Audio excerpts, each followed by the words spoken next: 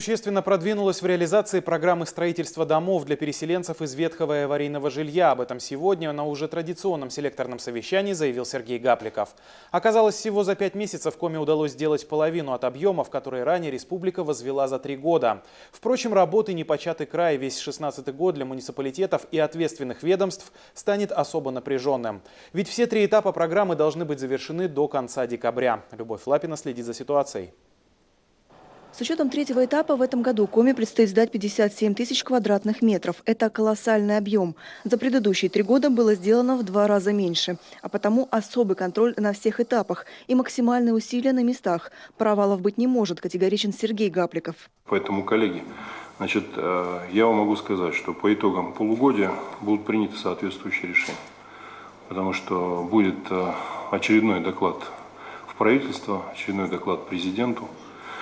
Хочу выразить слова благодарности, конечно, правительству и фонду о том, что они объективно оценили ситуацию и дали возможность ее исправить. Но еще раз говорю, что сегодня никто с нас ответственности не снимал. И это все не в простых условиях. По некоторым объектам уже проводятся новые конкурсы, заключаются новые контракты.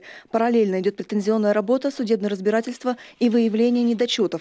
Этот процесс отнимает немало времени, но он не должен влиять на сроки реализации программы, подчеркивает Сергей Гапликов. Под особым контролем Печора на том конце отчитываются. По комплексу, который 3 дома по Советской, дом 24, как я уже ранее докладывал, оттепель дала, выявила новые недостатки по кровле, практически все кровли текут. И сейчас устраняются подрядчиком эти замечания. Ну и, соответственно, по 1-му этажу пополам я тоже докладывал, там полностью переделка. Немножко сроки сдвинулись на март месяц. По комплексу, который стоит у нас 4 дома, железнодорожная Ленина, там со следующей недели приступает Комижилстрой.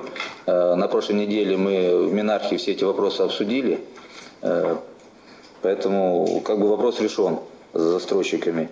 Еще 2 дома по улице Школьной на финишной прямой, и в одном отделочные работы почти на исходе. После бригады сразу переходит на 2-й объект. Местные власти уверяют, 1-й этап в этом году они обязательно завершат.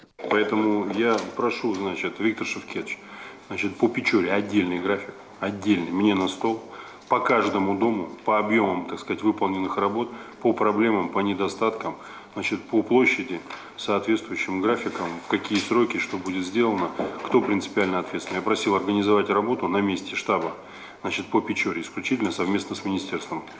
В этом, вопросе как отработали. Создан штаб, и мы уже выезжали туда, разбирались с подрядчиками. Единственное, сейчас корректировку вносим с учетом того, что появилась Комижилстрой, все-таки изъявил желание добить свои объемы. Как отмечает Виктор Абулгафаров, сейчас специалисты Комижилстроя грузят вагоны. Рабочая сила заступит на объекты 26 февраля. Сергей Гапликов просит министра строительства, жилищно-коммунального и дорожного хозяйства Коми взять ситуацию в городе под персональный контроль. Все решения, которые были приняты, нужно довести до логического завершения, отметил глава республики. Если понадобится, нерадивых застройщиков нужно будет оперативно заменять. Любовь Лапина, Павел Фетисов, телеканал Юрган.